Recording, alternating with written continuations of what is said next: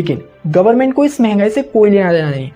मतलब साफ है कि सरकार आपकी प्रॉपर्टी के फिक्स इनकम पर भी टैक्स हड़पना चाहती है। इलेक्शन से पहले कुछ पॉलिटिशियंस ने लोगों को स्टॉक मार्केट में इन्वेस्ट करने की सलाह भी दी थी। 4 जून जैसा आपने कहा, जिस दिन चुनाव का नतीजा आएगा, जितना पैसा गवर्नमेंट इंफ्रास्ट्रक्चर के लिए अलोकेट कर रही है, क्या वाकई में उतना पैसा इनके निर्माण में खर्च हो रहा है? और यदि हाँ, तो ये ब्रिज क्यों डैमेज हो रहे हैं? ये बजट बिहार और आंध्र प्रदेश के लिए बहुत ही महत्वपूर्ण था, ठीक उसी तरह जिस तरह एनडीए को चलाने के लिए चंद्रबाबू नायडू और नीतीश कुमार महत्वपूर्ण थे। सबसे पहले हम ये जानते हैं कि आखिर बजट होता क्या है। अगर सिंपल लैंग्वेज में बताऊँ तो बजट एक एनुअल फाइनेंशियल प्लान है जिसमें गवर्नमेंट अपने रेवेन्यू और एक्सपेंडिचर्स के डिस्क्रिप्शन को प्रेजेंट करती है। इसमें ये डिसाइड किया जाता है कि गवर्नमेंट को टैक्सेस और अदर रिसोर्सेज से कितना रेवेन्यू मिल रहा है और गवर्नमेंट इन पैसों का यूज अलग अलग योजनाओं, प्रोजेक्ट्स और सर्विसेज पे कैसे खर्च करेगी। याद रखिए, बजट का मोटिव इकोनॉमिक ग्रोथ को बढ़ावा देना, फाइनेंशियल स्टेबिलिटी को बनाए रखना तथा देश की जनता के कल्याण के लिए रिसोर्सेज का सही यूज करना है। अब इस बजट में गवर्नमेंट ने 4 मेजर कास्ट पे बहुत फोकस किया है, जिसमें गरीब, महिलाएं, युवा और देश का अन्नदाता शामिल है। We need to focus on 4 major castes, namely the Garib, Mahilayeं, Yuva and Annadata, the poor, women, youth and the farmer. अब इस वीडियो में आगे देखते हैं क्या वाकई में गवर्नमेंट ने इन पर फोकस किया है। अब अपने इस बजट में गवर्नमेंट ने एम्प्लॉयमेंट, स्किलिंग, एमएसएमईज और मिडिल क्लास वालों के लिए बहुत कुछ प्लान किया है। आगे बढ़ने से पहले अगर आपने मेरे इस चैनल को अभी तक सब्सक्राइब नहीं किया है तो प्लीज़ इसे सब्सक्राइब कर लीजिए, क्योंकि आपका एक सब्सक्राइब हमें ऐसे और वीडियोस बनाने के लिए मोटिवेट करता है। अब गवर्नमेंट ने अपने इस बजट में मिडिल क्लास वालों के लिए क्या किया? जो स्टैंडर्ड डिडक्शन पहले 50,000 हुआ करता था वो गवर्नमेंट ने इंक्रीज करके 75,000 रुपये कर दिया है। अगर आपको स्टैंडर्ड डिडक्शन नहीं पता तो आपकी जानकारी के लिए बता दूं, स्टैंडर्ड डिडक्शन वो अमाउंट होता है जो आपकी टोटल इनकम में से कम कर दिया जाता है और जो इनकम बचती है उस इनकम पे आपको टैक्स पे करना पड़ता है। मान लीजिए आपकी टोटल इनकम 5 लाख रुपए और 1 लाख रुपए स्टैंडर्ड डिडक्शन, तो आपको केवल 4 लाख रुपयों पर ही टैक्स पे करना पड़ेगा। आसान शब्दों में हम इसे एक प्रकार की छूट या डिस्काउंट भी बोल सकते हैं। इस बजट में गवर्नमेंट ने स्टॉक मार्केट पर भी अच्छी खासी लगान लगाई है, जिससे ट्रेडर और इन्वेस्टर बिल्कुल भी खुश नहीं है। और ये लगान केवल स्टॉक मार्केट पर ही नहीं बल्कि आपकी प्रॉपर्टी पे भी लगाई गई है। जी हाँ दोस्तों, इस बार गवर्नमेंट ने इंडेक्सेशन के बेनिफिट को हटा दिया है। अब ये इंडेक्सेशन क्या होता है? इंडेक्सेशन का मतलब किसी चीज़ की वैल्यू को इन्फ्लेशन यानी कि महंगाई के हिसाब से बढ़ाया जाता है। नहीं समझा? एक एग्जाम्पल से समझते हैं। मान लीजिए आपने 10 साल पहले एक प्रॉपर्टी खरीदी 50 लाख रुपयों की और आज आप उसे बेचना चाहते हो, तो इन 10 सालों में इन्फ्लेशन भी बढ़ा होगा यानी कि महंगाई भी बढ़ी होगी, तो इसी वजह से आप उस प्रॉपर्टी को 1 करोड़ में बेच रहे हो। तो प्रॉपर्टी की प्राइस 50 लाख रुपए, कैपिटल गेन 20 लाख रुपए और जो इन्फ्लेशन में वैल्यू बढ़ी है वो है 30 लाख रुपए। तो इंडेक्सेशन के बेनिफिट के अकॉर्डिंग टैक्स आपको 50 लाख पर नहीं बल्कि केवल 20 लाख पर देना होगा, क्योंकि बाकी के 30 लाख रुपए ये तो इन्फ्लेशन से बढ़े यानी कि महंगाई से बढ़े। लेकिन गवर्नमेंट को इस महंगाई से कोई लेना देना नहीं। आपको जानकर हैरानी होगी, गवर्नमेंट ने इस इंडेक्सेशन के बेनिफिट को अभी हटा दिया है, जिससे अगर आप आज ये प्रॉपर्टी 1 करोड़ की बेचोगे तो आपको पूरे 1 करोड़ पर टैक्स पे करना होगा। मतलब साफ है कि सरकार आपकी प्रॉपर्टी के फिक्स इनकम पर भी टैक्स हड़पना चाहती है। फिर चाहे वो प्रॉपर्टी आप किसी अच्छे काम के लिए बेच रहे हो या आपकी कोई मजबूरी हो, सरकार को इससे कोई लेना देना नहीं। इलेक्शन से पहले कुछ पॉलिटिशियंस ने लोगों को स्टॉक मार्केट में इन्वेस्ट करने की सलाह भी दी थी।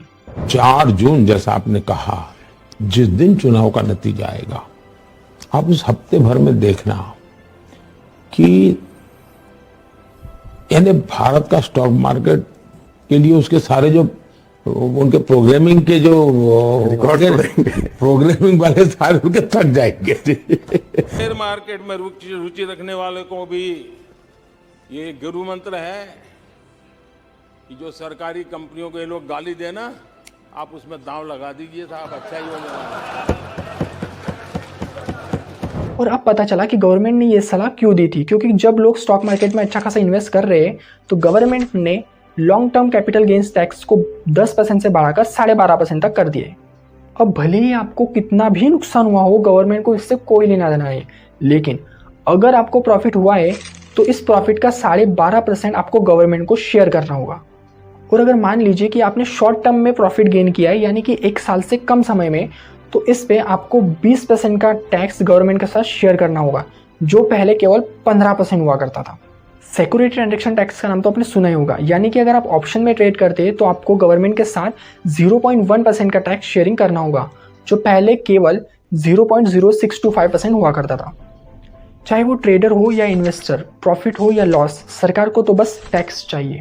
अब बात करते हैं इंफ्रास्ट्रक्चर की, जिसमें हमारे जीडीपी का 3.4% स्पेंड हुआ है, यानी कि 11,11,111 करोड़ रुपए। जितना पैसा गवर्नमेंट इंफ्रास्ट्रक्चर के लिए अलोकेट कर रही है, क्या वाकई में उतना पैसा इनके निर्माण में खर्च हो रहा है? और यदि हाँ, तो ये ब्रिज क्यों डैमेज हो रहे हैं?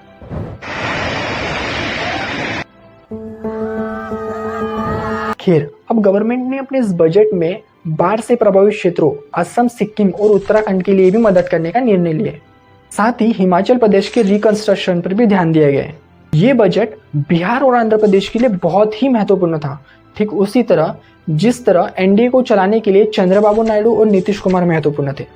शायद यही वजह थी कि इस बजट में बिहार को 26,000 करोड़ रुपए रोड, इंफ्रास्ट्रक्चर और टूरिज्म के विकास के लिए दिए गए और आंध्र प्रदेश को 15,000 करोड़ रुपए दिए गए। अब उम्मीद है कि बिहार और आंध्र प्रदेश इस अमाउंट का सही इस्तेमाल करेगी। इस बजट में गवर्नमेंट ने दालों और तिलहन में आत्मनिर्भर बनने के लिए उनके प्रोडक्शन, मार्केटिंग और स्टोरेज पर ध्यान दिया है। साथ ही वेजिटेबल के प्रोडक्शन और सप्लाई चेन के प्रमोशन के बारे में भी बात हुई है। Missions for pulses and oilseeds. For achieving self-sufficiency in pulses and oilseeds, we will strengthen their production, storage and marketing. We will promote farmer-producer organizations, cooperatives and startups for vegetable supply chains, including for collection and storage and marketing.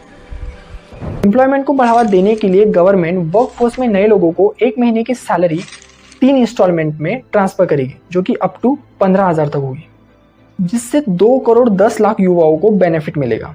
एक और scheme government ने announce की है, जहां top 500 companies में 1 crore youth को अगले 5 साल तक इंटर्नशिप प्रोवाइड की जाएगी।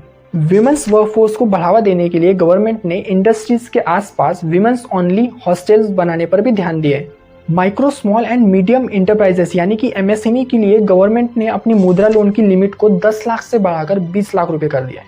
एजुकेशन सेक्टर को बेहतर बनाने के लिए गवर्नमेंट ने स्टूडेंट्स को हायर एजुकेशन के लिए डोमेस्टिक इंस्टीट्यूट्स में 10 लाख तक के लोन प्रोवाइड करने का एक अच्छा निर्णय लिया है। मैंने इसे एक अच्छा निर्णय इसलिए कहा क्योंकि हमारे देश में अधिकतर स्टूडेंट्स मिडिल क्लास और लोअर मिडिल क्लास फैमिली से बिलोंग करते हैं और इन महंगे कॉलेजेस की फीस सुनकर वे अपने सपने को टूटता हुआ देखते हैं।